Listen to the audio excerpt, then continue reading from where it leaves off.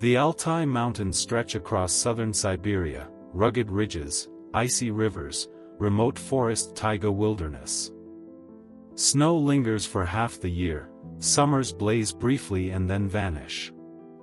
Here, where human settlements are thin and nature reigns, the wolf moves silently. In the deep forest, in the frozen valleys, the pack is sovereign. For centuries, humans respected the border between cabin and wolf trail. But in recent decades, that line has blurred.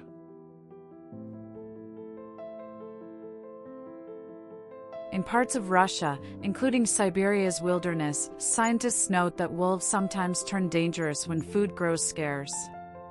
In one region, more than 16,000 reindeer were killed by wolves in a single year when their usual prey collapsed. Such desperation drives change. A wolf pack that once avoided humans begins to test camp dogs, livestock, then children on the forest edge. Tracks widen. Howls linger at dusk. Hunters and villagers speak of bold eyes at the edge of light. In Altai valleys, where reindeer, wild deer, and hares are fewer, the possibility of wolves venturing closer to camps, cabins, and farms increases.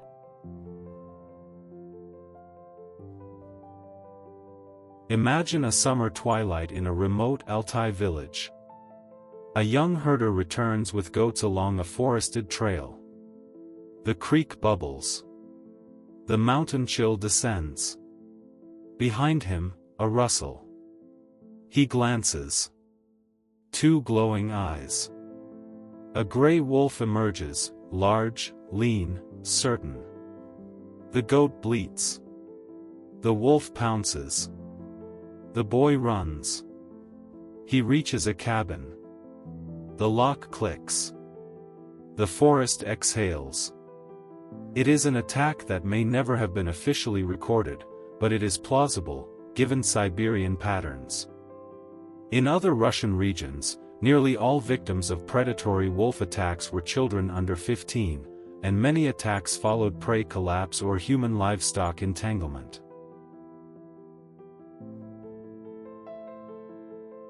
When attacks begin, the response is swift. Hunters, rangers, villagers form chase parties. Snowmobiles roar across frozen rivers. Dogs sniff tracks under moonlight. Traps are laid near cabins. Lights set at dusk. Firearms at ready. But in Altai's deep forests, wolves vanish like ghosts. Communities install electric fences. They bring dogs inside. They travel in groups after dark. The world of men shifts to survive.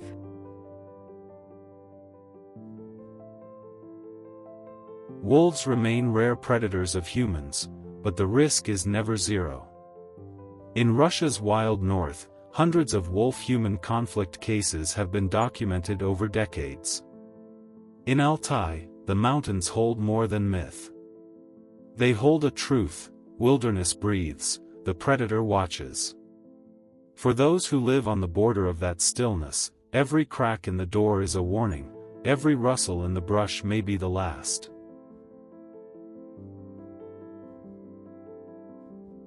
Wolves become dangerous not just from hunger, but when they lose fear of humans, when camps become easy prey. Remote wilderness means slower rescue. One mistake may mean no second chance. Wildlife management in places like Altai must focus on prevention, removing attractants, herding larger groups, maintaining barriers. The wild calls for awe, not arrogance.